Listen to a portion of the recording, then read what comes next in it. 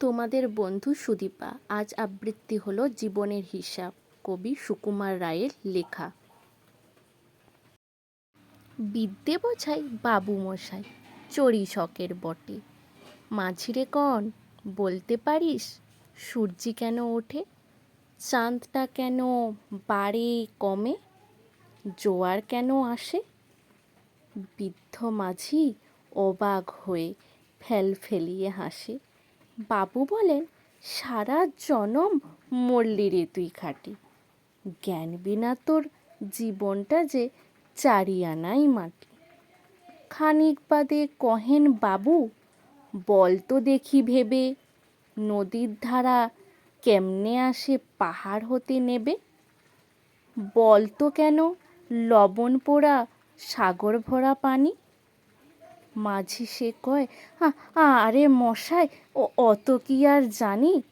বাবু বলেন, এই বয়সে জানিস নিও তা কি? জীবনটা তোর নেহাত খেলা, অষ্ট আনাই ফাঁকি।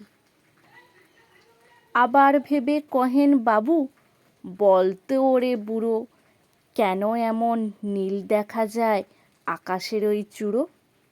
বল তো দেখি সূর্য চাঁদে গ্রহণ লাগে কেন? বৃদ্ধ বলে, আমায় কেন লজ্জা দিচ্ছেন হেন?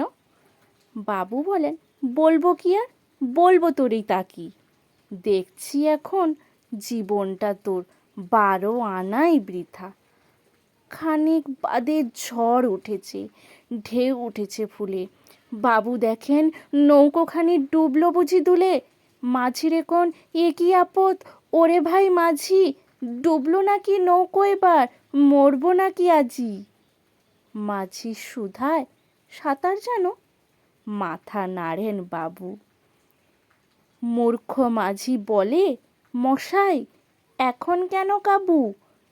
বাঁচলে শেষে আমার কথা হিসেব করো পিছে।